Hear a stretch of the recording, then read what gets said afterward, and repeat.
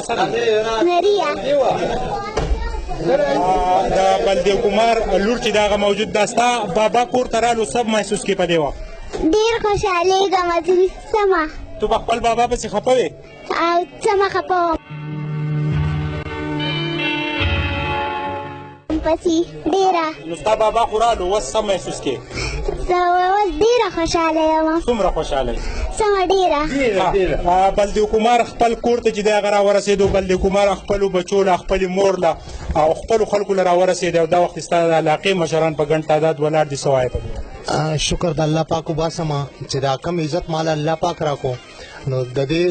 یا به زه قابل یم یا نه وم دا د الله لاک لاک مهرباني او دې خلکو چې کوم عوام چې را سره کم راغی او کم په جلوس په شکل باندې زه راویستم زما خو یو غریبی په دې ګاډي کې هم پرته ورکوټې غوندې بسترګۍ مې راغستې وه ما یې ما پسې به یا څوک راوتی یا نه او نن شکر وباسم تلسیمیا او تا ته د ټول نه غټ غم دا او نن د خپلې لور سره ولاړې دا مرض چې و دا ټارچر کېدو ستا په غیر موجودګۍ کې نو څه وایې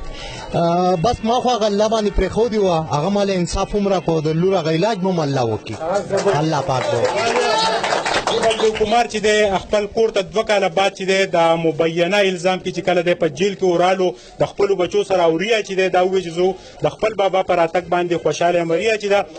دا چې دا د تلسیمیا په مرض کې مبتلا وه او د پلار په غیر موجودګۍ کې د دې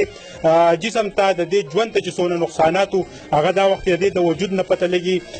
د کیمرامین عبدالحسین سره سهیل باچا بریکوټ